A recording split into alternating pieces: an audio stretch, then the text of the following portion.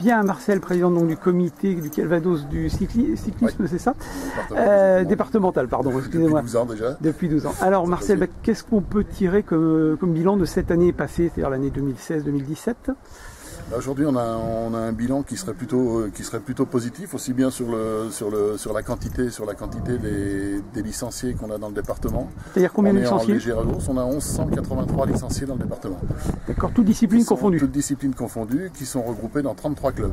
Et donc, quand je dis toutes disciplines confondues, effectivement, parce qu'on a le cyclisme traditionnel qu'on connaît bien, qui est une grosse partie quand même de notre comité, ça représente 70% quand même des licenciés. On a également le BMX, qui est toujours en vogue. Là, ça représente une vingtaine de pourcents des licenciés, donc c'est quand même pas mal. Un cinquième de nos licenciés font du BMX, et puis donc l'autre partie, c'est les 10% donc qui représentent le VTT. Le VTT, c'est pareil, il y a une belle augmentation cette année du nombre de nos licenciés, et ça fait plaisir. Maintenant, il n'y a plus qu'à... pour le VTT, il faudrait qu'on avance un petit peu au niveau des indicateurs et tout ça, qu'on arrive davantage à recevoir de VTT.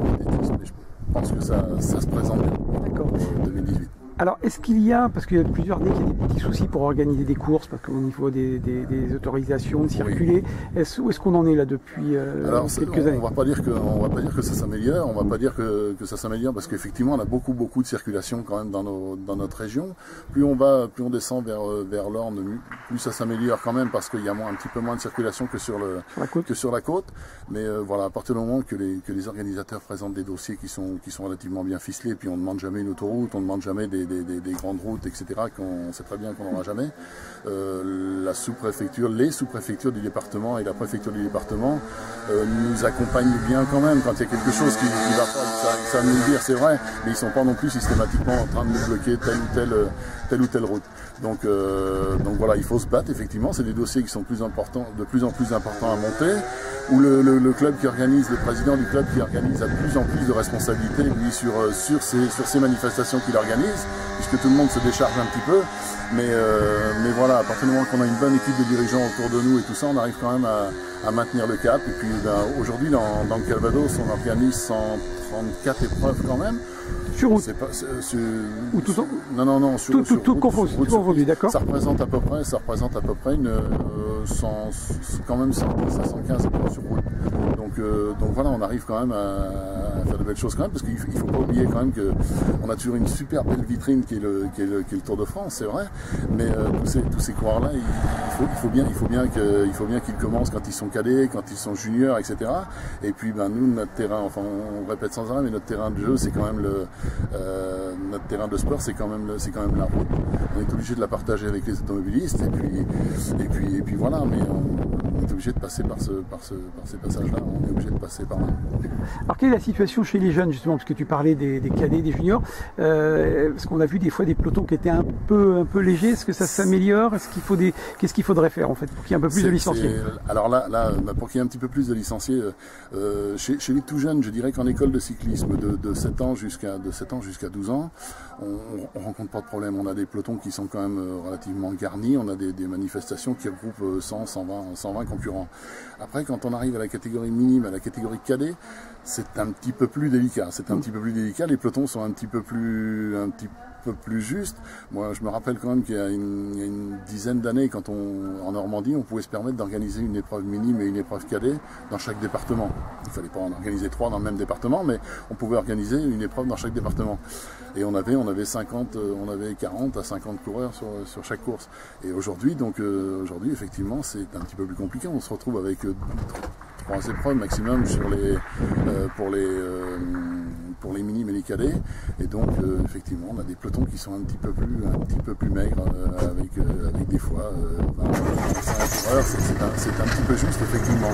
Alors pour éradiquer ce problème-là, vous savez, au jour d'aujourd'hui, c'est pas si simple que ça. Dans une école de cyclisme, les coureurs vont être super bien encadrés, et c'est le club qui les déplace, donc voilà, il n'y a pas de contrainte au niveau de la famille et tout ça.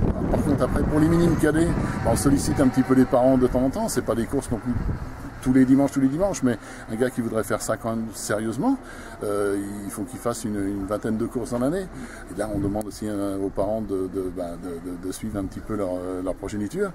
Et bon, ça marche chez d'aucuns, mais c'est pas toujours le cas. Et puis voilà. Et puis bon, les enfants maintenant, les minimes, cadets, juniors, ça y est, ils ont tellement de choses aussi à se mettre sous la main. Il y a tout plein d'associations, tout plein de choses maintenant à faire de droite et de gauche. Il y a encore une vingtaine d'années, le petit jeune qui était dans la campagne, et ben voilà, quand il montait sur un vélo, il était parti.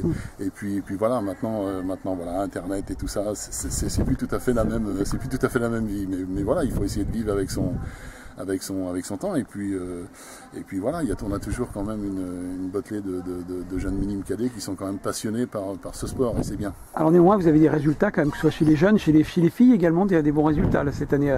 Oui, honnêtement, au niveau du département, on n'est pas non plus champion du monde, mais on a un département qui se bouge. Il y a Elodie qui emmène les féminines sur les rondes de l'Ouest. On participe également à la Coupe de Normandie et tout ça, avec de bons résultats. Là, il y a une petite fille là, de Saint-Pierre-sur-Dive qui a gagné la Coupe de Normandie minime. Qui s'appelle qui s'appelle Églantine Raillet, de Saint-Pierre-sur-Dive, et qui a gagné donc la Coupe de Normandie minime. Et derrière, il y a pas mal de féminines qui suivent ce mouvement-là, et ça va bien. Et puis je pense qu'on en a encore 2-3 autres qui vont arriver dans notre département pour l'année prochaine. Donc voilà, ça ne demande qu'à s'étoffer, et c'est un bien, c'est un plus. Alors pour les cadets, pour les minimes, il n'y a pratiquement pas beaucoup de sélections à faire, à part au niveau de l'école de cyclisme. Mais pour les cadets, donc, bien nous, on les emmène tous les ans sur le challenge interrégion qu'on avait gagné, je me rappelle, en 2002. Et donc l'interrégion, là, ils ont terminé la 10e place avec, c'est pareil, deux, trois bons éléments dans le lot, entre Kevin Vauclin de Tilly-sur-Seul qui a fait une très très belle saison, que ce soit sur route ou que ce soit sur piste. Voilà.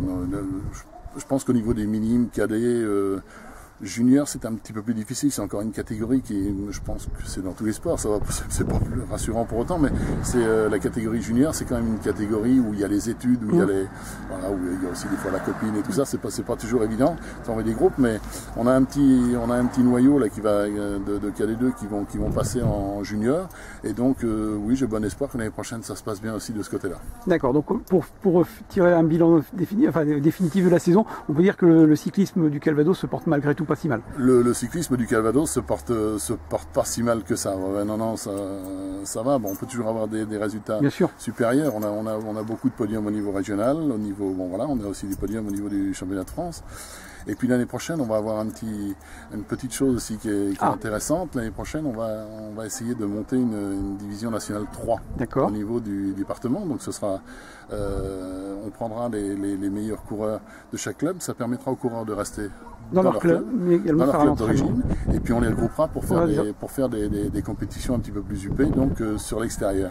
Maintenant, il faut que ce soit validé par la Fédération française de cyclisme, mais on a les coureurs, on a le budget, donc je dirais que c'est peut-être pas trop mal parti pour l'année prochaine, et donc ça fera une belle, ça pourrait faire quand même une belle vitrine pour les petits jeunes, parce que quand ils sont minimes, quand ils sont cadets, ils ont toujours tendance à regarder ce qui se passe sur le haut, et si on a quelque chose comme avec une DN3 dans le département, je pense que ça pourrait être sympa.